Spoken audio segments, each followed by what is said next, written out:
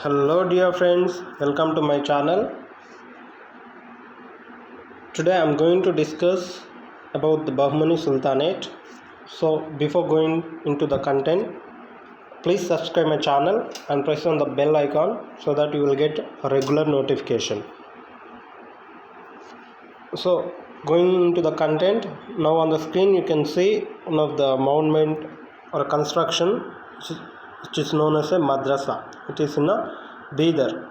So it was built by Muhammad Gawan, one of the Prime Minister of the Bahmani Sultanate.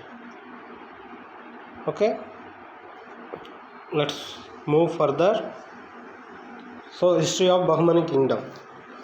Bahmani Sultanate, also known as a Bahmani Kingdom or Bahmani Empire. So it was founded by Alauddin Bahman Shah. It's one of his title after came to the throne, and he is also known as Hasan Gangu, but his original name was Jafar Khan. And the Bahmani Kingdom was founded in the year 1347. In the year 1347, by Alauddin Bahman Shah.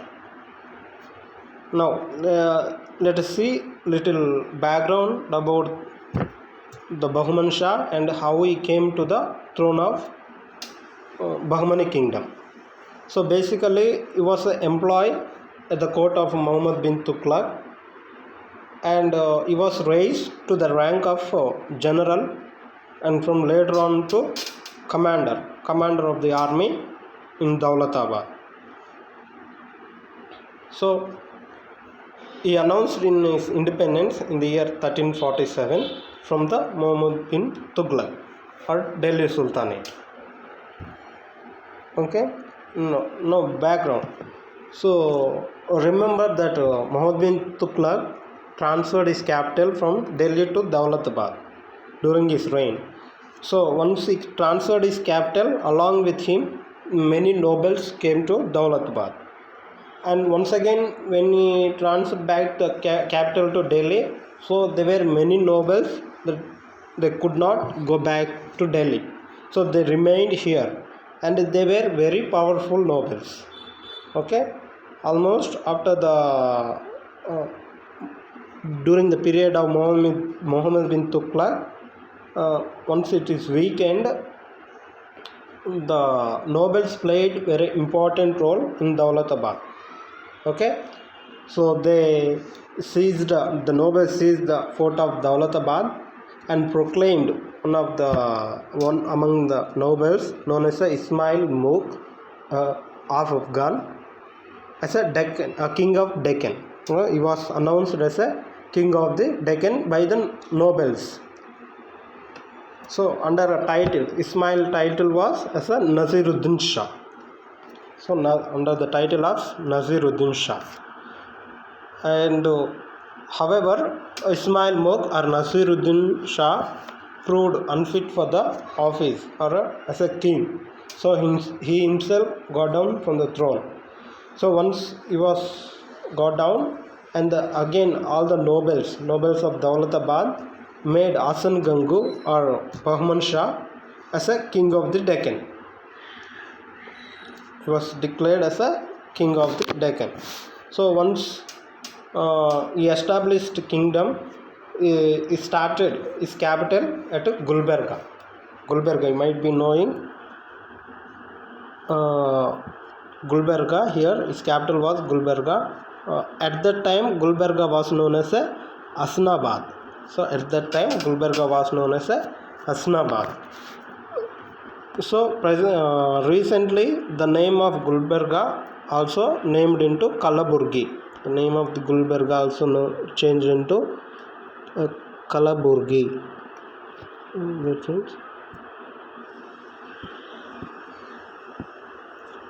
Kalaburgi. So remember that at the time of Bahman Shah's rule, it was Hasnabad. Then later on, during the independence period, Gulbarga, and recently the Karnataka government it changed into Kalaburgi.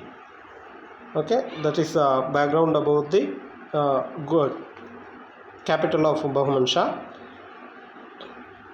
So Bahman Shah led his first campaign against Kakatiyas, and he occupied the fort of Kaulas in the year 1350. The fort of Kaulas was in Telangana, Kamarid district. Okay, and he also fought against Vijayanagara kingdom. He also fought against Vijayanagara kings. Okay, now during this period there were four provinces. His kingdom was divided into basically four provinces. They were known as write it down: Gulbarga, Daulatabad, Bidar, and Berar. So four provinces: Gulbarga, Daulatabad, Bidar, and Berar. Look, the Bidar also going to play important role in the further time. Okay. Now, by the end of his reign, his kingdom extended or expanded. In the north side, there is a Vainganga, a tributary of Godavari, and in the south border is known as a Krishna, river Krishna, and on the west we can see Daulatabad, and in the east was the Bongir fort. Okay, so this was the expansion or extension of Bahmani kingdom during the reign of Alauddin Bahman Shah. Okay, after him Muhammad Shah comes to the throne. Okay, in the year 1358 he comes to throne, and till 75 he rules. Okay, so he was the eldest son of Bahman Shah, Alauddin Bahman Shah. Okay, and during this period rise of Kapaya Nayakas. During his reign, rise of Kapaya Nayaka, he was basically in the region of Telangana under the Kakatiyas. So he raised against the Delhi Sultanate. That is about when the Delhi Sultanate came to conquer Kakatiyas, so he raised against them. So however it may be, the rise of Kapaya Nayaka been a threat to Bahmani Sultanate. So now the work of Muhammad Shah was to suppress them. So he suppressed Kapaya Nayaka, and in the place of Kapaya Nayaka he appointed his son, one of his son, Mujahid Shah as the governor of that particular place. Okay, so the Muhammad Shah also waged wars against Vijayanagara and Kakatiyas. Okay, now for the coming into the period, the Mujahid Shah he ruled up to 1378, including his father, from 75 to 78. Okay, so during his reign there is not much important. So now further go to discuss about the Muhammad Shah II. So Muhammad Shah II was basically a peace lover, and he devoted all his time to learning. So he did not like war, all those things. He loved to be at peace, and he is also fond of learning. And during his reign there was no disturbance from even from foreign or wars also. So it was his period is also one of the peaceful period. Okay, so he is also known for establishing free schools for orphans during this period, and built some of the mosques. Okay, and he invited learned scholars. So he was also fond of learning. He invited learned scholars from the parts of Asia to his court. Okay, he invited scholars from the Asia to his court. Then followed by, he was succeeded by basically Shamsuddin and Ghiyasuddin. two of his sons. So he was succeeded by two of his sons. So, but they were not in good rulers. So the nobles, I say the nobles of Daulatabad always were very powerful. So some of the nobles conspired against this ruler, that is Ghiyasuddin and Shamsuddin, and tried to plan to kill them. So before itself, Firoz Shah comes to know. Firoz Shah, he was a grandson of Bahman Shah. He was a grandson of Bahman Shah, and through his wife, he comes to know that there was a conspiracy against Ghiyasuddin and Shamsuddin. Okay, once he comes to know, he sees the that capital Gulbarga. He sees the capital Gulbarga, and he announced himself as a Sultan of Bahman Shah, Bahmani kingdom. So he announced himself as a Sultan of Bahmani kingdom. Okay, during his reign, he followed the policy of expansion. Means he followed that whatever the possibility is there to expand his empire. Okay, and he also waged war against Vijayanagara, and he occupied Raichur Dog, one of the very important place and bone of contention between Vijayanagara and Bahmani Sultanate, and there was always fight for about this Doab, Raichur Doab, between Vijayanagara and the Bahmani Sultanates. So once Firoz Shah defeated Devaraya, one of the emperor or one of the ruler from Vijayanagara, and he got vast booty or a treasure from Vijayanagara, and also he got married with his daughter. Okay, and also the Firoz Shah, he led successful expeditions again against Vijayanagara in the year 1398. That is, as soon as he came to the throne the next year, and in the 1406.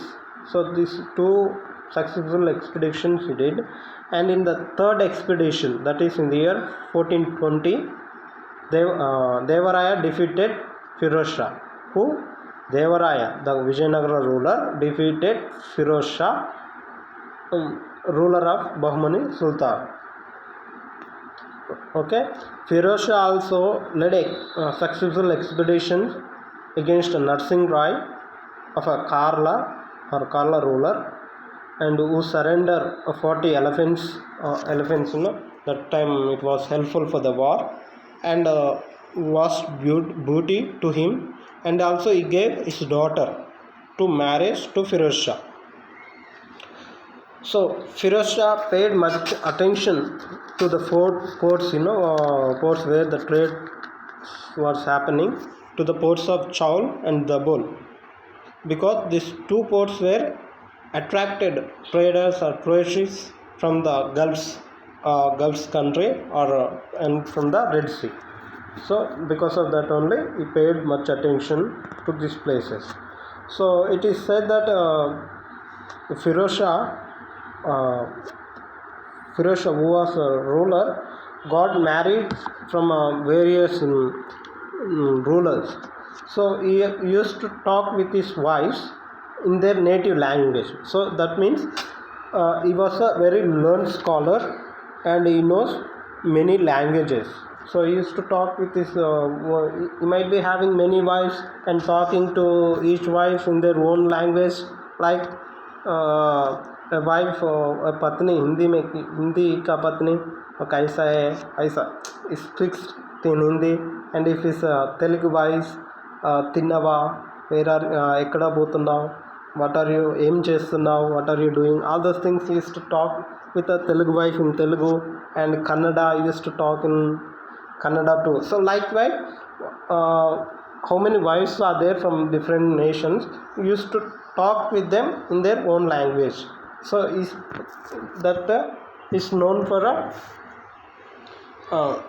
learning. So he is fond of learning. Okay, So the next ruler, we see about the next ruler, that is Ahmad Shah Wali. So is a very important ruler to be remembered.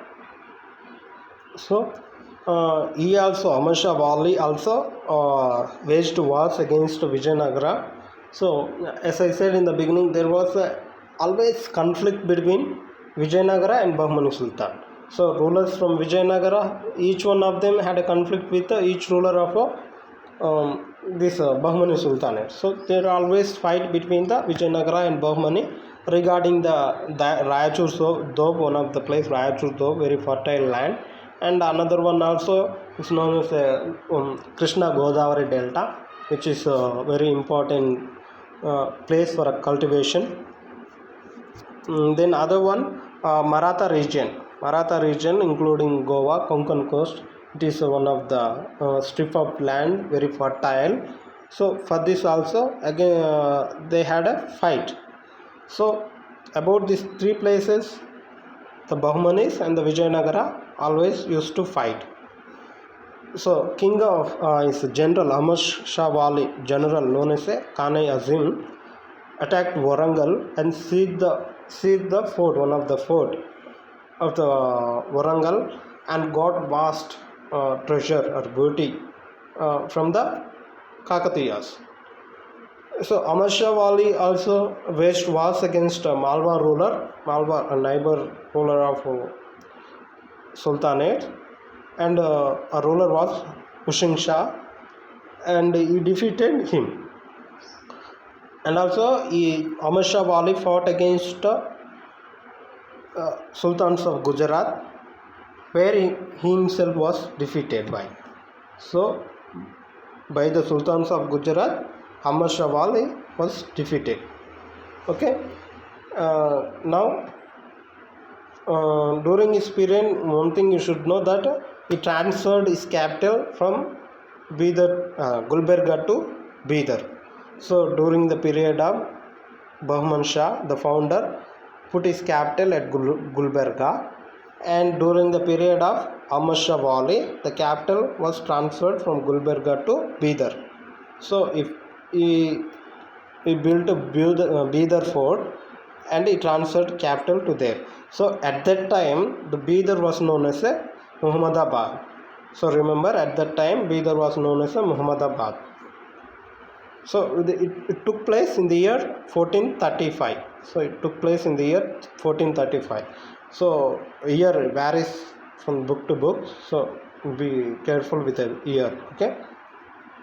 Then other thing, a poet from the Khurasan, known as a Sheikh Sari of Isafrayan, came to the court of Ahmad Shah Wali. So as I said, Ahmad Shah Wali also one of the scholar, and he is also fond of learning. So he paid, or he gave vast amount or pressure to this poet in a composition of two verses. So because he composed two verses in praise of Bidar, so he gave vast treasure to a poet, and these two verses are inscribed on a stone. So we can see in a Bidar still that inscribed stones exist. Okay. Now coming to the next one, that Alauddin the second.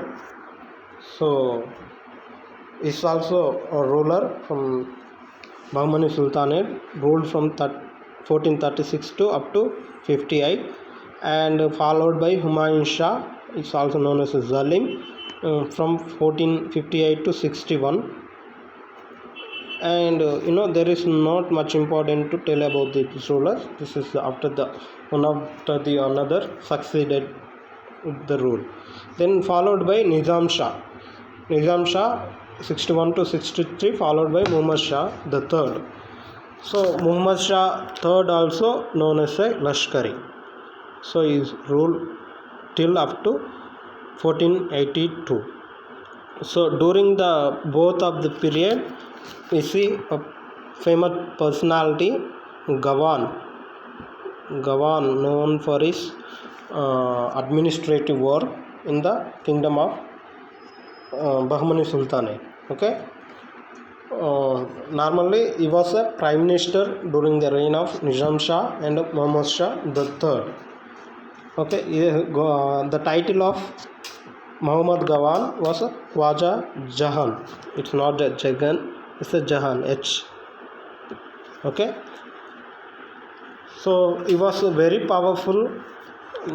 I mean, the Muhammad Gawan was very powerful, and though he had a power in his hand to take away the throne or to take power in his own control, he did not do. So he was very loyal to the Bahmani kingdom. So he was also a skillful person and led many military expeditions against neighboring rulers. So during the period of Muhammad Gawan, so his empire reached at highest. So never before, means during any emperor previously, empire did not reach its peak. So only during the period of Muhammad Gawan only expanded as much as the Sultanate is exist. Okay. So he also captured Goa. Goa was at that time one of the important port during Vijayanagara, because Goa was the place where they do horse trading. Okay. Then its most successful expedition. So he did a successful expedition against Kanchi. Kanchi at that time was within the control of Vijayanagara. So Kanchi was known for a seat of old temple. It's a place, a temple built by former Chola kings. So they believe that vast treasure is hidden under the temple. So like that they had a thought, and so since it's a old temple, so they waged war against it. So at that time Kanchi or Vijayanagara Empire was known as the wonder of the age. Okay. Once he captured Kanchi, Muhammad Gawan got a vast treasure, jewels and pearls, and also slave girls from Vijayanagara. In the other one, in the year 1478, he invaded Orissa, and where he was presented with elephants as gifts and valuable gifts by the ruler. Okay. Now let's see, by the growing of power of Gawan, so by day the power of Gawan is increasing. So much importance was given to him. So looking at his period, the nobles who were powerful at the time, nobles were very powerful and felt jealous of him and conspired to kill him. Okay. And he was killed in the year 1481. Okay. He was killed in 1841.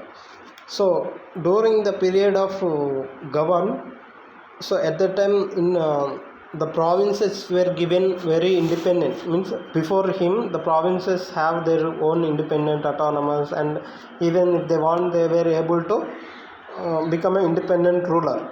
So during the period of Muhammad Gawan, the importance of the province was decreased. So they should be dependent on the emperor or sultan. So like that he brought many reforms in the administrative system. So he is known for his reforms in the administrative system. Okay. And he was a fond of learning, so he lover of learning, and many scholars came to his court during his period. Okay. He built a magnificent college. So in the beginning, first slide we saw a college or madrasa built by Muhammad Gawan. Okay. And a library at Bidar. So a college and library at Bidar. Okay. So once Muhammad Gawan was killed by nobles, means they conspired against him, and they made Sultan himself, that is Sultan Muhammad III, Sultan himself killed Muhammad Gawan. So once the Sultan came to know that it was a conspiracy made deliberately against Gawan, he felt sorry. He felt sorry and felt guilty for that happening. And because of that one, following the year, he died, it seems. Okay. Now, coming to the rule of Muhammad Shah. Muhammad Shah also ruled from 1482 to 1518. 1482 to 1518. So he was a younger son of Muhammad Shah the third. All the nobles put on the throne. So Muhammad Shah was put on the throne by all the nobles. So after him, followed by 4 successor rulers were there, like Ahmad Shah, Alauddin Shah, Waliullah Shah, and Kalimullah Shah. So these 5 rulers were like puppets in the hands of nobles. Most normally, a noble known by Qasim Bari was a governor, or he was a PM at that time. So during the period of Muhammad Shah and Ahmad Shah, Qasim Bari was there as a regent or powerful who is taking care of the empire. So everything was in the hands of Qasim Bari. So only the rulers were there for namesake. And once the Qasim Bari was died, or his son or his successor, known as Amir Ali Barid, came to the throne. So Amir Ali Barid came to the throne, and he did the same thing as his father. So the last ruler, known as Kalimullah Shah, remember his name because question is asked sometime, who was the last ruler of Bahman Shah. So in the year 1427, so this is the period where in the north Mughal era or Mughal period starts. In the year 1526, the first battle of Panipat took place between the Babur and Indian ruler, that is Lodi. So that time Delhi Sultan fall of Delhi Sultan had happened, and a request was put forth by Kalimullah Shah to Babur to help him to gain back his territories. But by following year he died. So with this we come to an end to the political history of Bahman Shah. So once again we see briefly about the Bahmani Sultan. So this empire was founded in the year 1347 by Alauddin Bahman Shah. He is also known as Hasan Gango, and his capital was Gulbarga, and he shifted and at that time Gulbarga was very important. Okay, then followed by we see that Muhammad Shah, period of Muhammad Shah II, because question is asked sometime about the whose period there was a peaceful existence. So Muhammad Shah basically was a peace lover. He did not wage war against anyone. So and he established free schools and orphanages either. So during his period he is also very important one. And moving to the other one, Firoz Shah. His period also successful period, and he is known as a great ruler among the Bahmani Sultanate. Is known great among the Bahmani Sultanates. Okay, you should know that whatever the wars had happened during this period, like he waged wars against Vijayanagara of Devaraya. And paid much attention to the forts of Chaul and Dabol because of the trade. So all these things you should remember him. And the next ruler was Amashawali. You should also remember him for the two things. That is, one is transfer of capital from Gulbarga to Bidar, and during his period, poet Sheikh Sari of Khurasan came to his court. So for these two things, we should remember him. Okay, that's it. So now let's move into the administration of Bahmanis. So let's see Bahmani administration. So normally the administration of any empire is in the hands of a sultan. So sultan was the head of the administration or judicial, executive and legislative power. So basically his kingdom was divided into like central, provincial, followed by sarkars and pargana, and finally village administration. Village. So what is the lowest unit of administration is a village. Now basically the central administration was headed by sultan himself, and provincial administrator was known as a governor. At the time provincial was known as a taraf or ashraf also. Remember, provincial was known as a taraf or ashraf. So administrator of provincial is known as a tarafdar. So administrator is known as a tarafdar. And then after the provincial followed sarkar. Sarkar was like a district. Sarkar was like a district. Okay. Then followed by paragana, not parama, paragana. So paragana was like a sub district. Okay. Then followed by village. Village was village administration done by basically by patels or pulkanis, guards and staffs. Okay, village administration done by patels and pulkanis, guards and staffs. Okay, and let us see some of the heads of the department. Okay, heads of the departments. First we come Wakil as Sultanate. Wakil as Sultanate means it is a prime minister. Okay, he is a prime minister. He is the one who takes care of the entire administration, followed by sultan. Okay, he is in charge of entire administration. Then next comes Surah Amir-i Jumla, who is a finance minister. So he takes care of all the finance matters that is there within the empire. So then next comes Wazir-i Ashraf. He is known as a foreign minister.